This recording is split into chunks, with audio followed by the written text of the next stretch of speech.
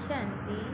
सभी भाई बहनों को आज प्यारे बाबा के मधुर महावाक्य हैं 14/6/24 प्रातः मुरली। ओम शांति। बाप दादा मधुबन। बाबा बोले, मीठे बच्चे, निरंतर याद रहे कि बाबा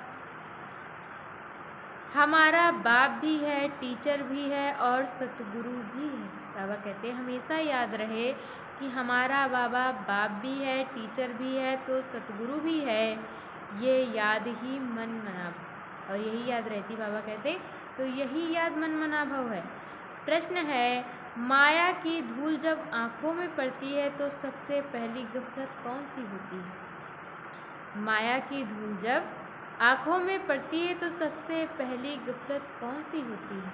उत्तर में बाबा ने बताया है, माया पहली गफलत कराती जो पढ़ाई को ही छोड़ देते।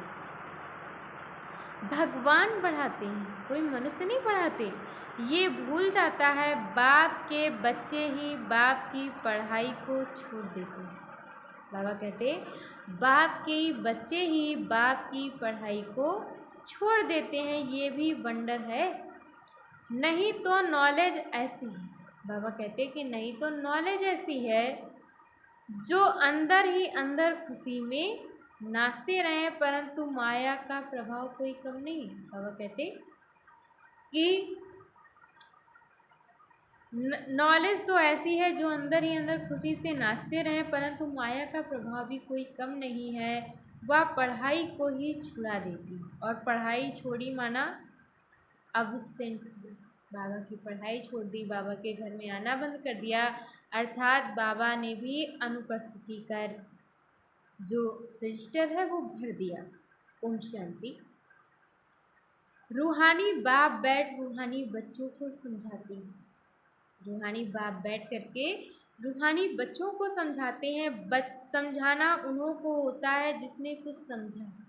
बाबा कहते समझाना उन्हों को होता है जिन्होंने कुछ कम समझा। कोई बहुत समझदार बनते हैं। बाबा कहते कोई कोई बच्चे तो बहुत समझदार बनते हैं।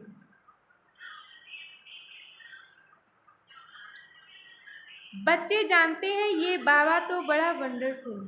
बाबा कहते बाबा तो जानते हैं कि बाबा तो बड़ा वंडरफुल है।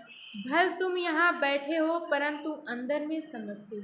बाबा कहते भले तुम यहाँ बैठे हो परंतु अंदर में समझते हो।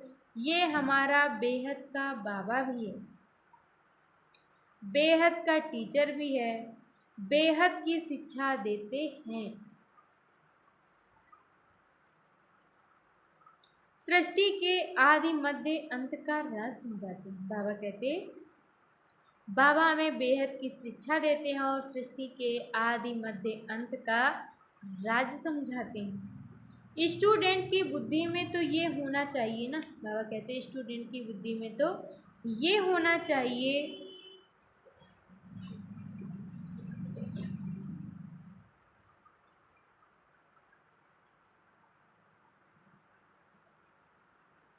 फिर साथ में ज़रूर ले जाएंगे। बाबा कहते हैं ये बुद्धि में रहना चाहिए कि फिर साथ में ज़रूर ले जाएंगे। बाप जानते हैं ये पुरानी छीछी दुनिया है, इनसे बच्चों को ले जाना है। इस छीछी दुनिया से बच्चों को ले जाना है। कहाँ? घर। जैसे कन्या की शादी होती है तो ससुर घर वाले आकर कन्या को अपने घर ले जाते हैं। अभी तुम यहाँ बैठे हो, बाबा समझाते हैं बच्चों के अंदर में ज़रूर होता होगा कि ये हमारा बेहद का बाप भी है, बेहद की शिक्षा भी देते हैं। जितना बड़ा बाबा उतनी शिक्षा भी बड़ी बेहद की देते हैं। बाबा कहते हैं जितना बड़ा बाबा उतनी बड़ी शिक्षा भी बेहद की देते हैं। रचना और आदि मध्य का राज भी बच्चों की बुद्धि में है। बाबा कहते रचना और रचना के आदि मध्य अंत का राज भी बच्चों की बुद्धि में है। जानते हैं बाप इस छीछी दुनिया से हमको वापस ले जाएंगे। बाबा कहते बच्चे तो जानते हैं कि बाप इस छीछी दुनिया से हमको वापस ले जाएंगे। ये भी अंदर में याद करने से मन मना होगी। अगर यही बाबा कहते मन में याद है तो इस याद से ही मन में मन मना भव है। चलते फिरते उठते बैठते बुद्धि में यही याद रहे। तो चलते फिरते उठते बैठते बुद्धि में यही याद रहे।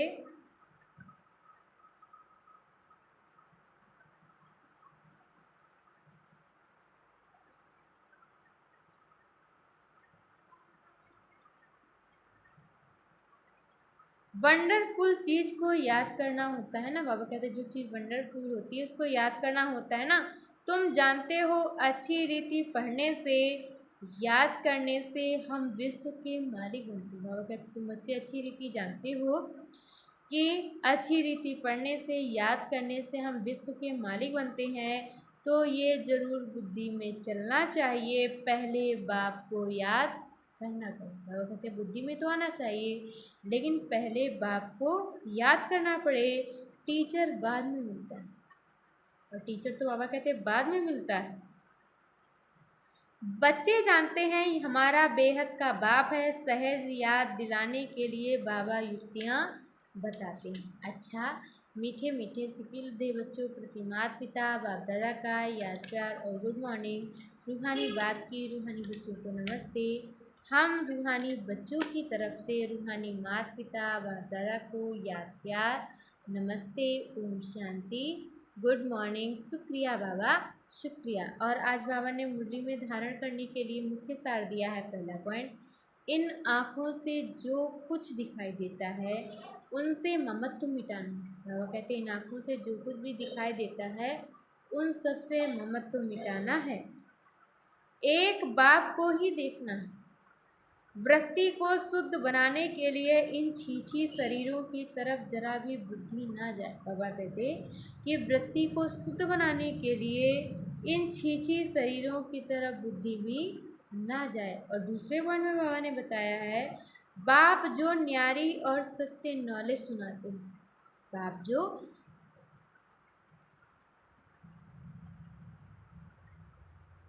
न्यारी और सत्य नॉलेज सुनाते हैं, वह अच्छी तरह पढ़नी और पढ़ानी है। पढ़ाई कभी मिस नहीं करनी। बाबा कहते हैं जो पढ़ाई है इसे कभी मिस नहीं करनी है। और आज बाबा ने वरदान दिया है, शांति की शक्ति के प्रयोग के द्वारा हर कार्य में सहज सफलता प्राप्त करने वाले प्रयोगी आत्मा भव।